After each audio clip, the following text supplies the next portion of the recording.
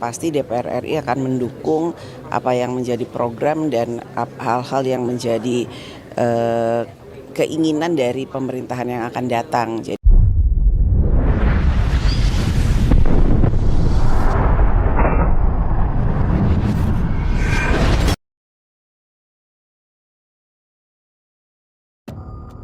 Puan Maharani menghadiri Indonesia Forum Afrika di Bali, yang dimana pada kesempatan ini Puan menceritakan perlunya perempuan berkontribusi dalam hal abdi negara, serta kolaborasi Parlemen Indonesia dengan Afrika, bahkan kolaborasinya harus dengan seluruh dunia, untuk segala aspek bagi perempuan, serta terkait pembahasan geopolitik, Palestina, Ukraina, sampai dukungan program pemerintahan Prabowo Gibran yang akan segera dijalankan.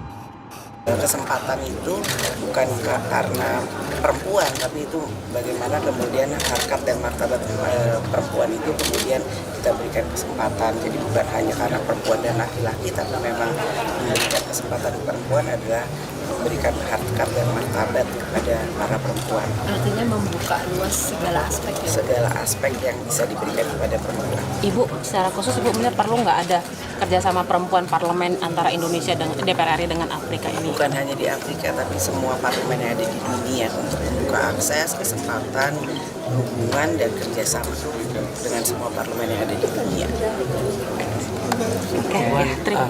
Tadi juga mendorong untuk kemerdekaan Palestina dan peperangan juga di konflik Ukraina sama Rusia. Itu nanti metodenya seperti apa sih Bu untuk perdamaian itu? Jadi semua event-event internasional, di konferensi-konferensi internasional, posisi Indonesia itu jelas bahwa kita tetap berusaha mendorong melalui pemerintah, melalui semua keputusan-keputusan yang di Indonesia ambil, apakah itu melalui parlemen, apakah itu kemudian melalui diplomasi pemerintah, bahwa kemerdekaan Palestina itu merupakan suatu hal yang harus dilakukan, dan bagaimana caranya, yaitu melalui diplomasi dan negosiasi secara damai.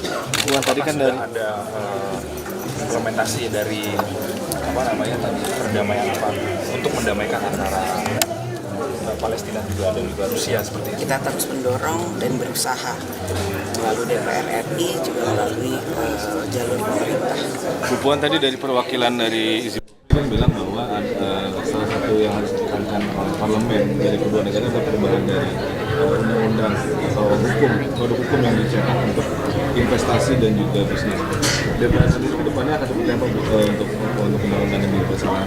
Ya, bagaimana kita mendorong perubahan undang-undang yang menguntungkan kedua belah pihak atau negara Afrika dan Indonesia, dan kita juga mendorong pemerintah untuk segera secara konkret bisa membuka jalur-jalur investasi, bukan hanya di bidang perekonomian, tapi juga yang paling penting adalah pendidikan dan people to people contact.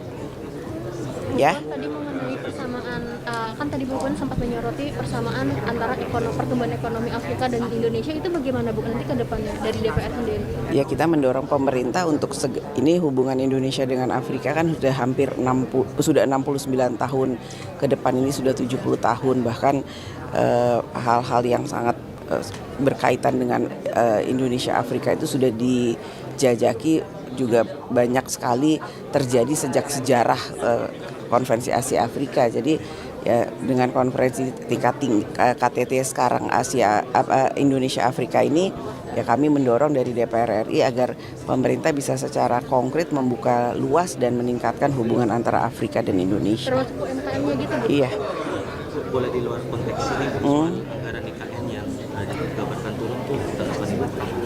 Ya, ini kan masa transisi, jadi kita lihat dulu. Yang pasti DPR RI akan mendukung apa yang menjadi program dan hal-hal yang menjadi keinginan dari pemerintahan yang akan datang. Jadi bagaimana kemudian hal yang terbaik positif bagi rakyat Indonesia ke depan, tentu saja kita akan lihat lagi seperti apa keinginan dan hal-hal yang berkaitan dengan pembangunan Indonesia di pemerintahan yang akan datang.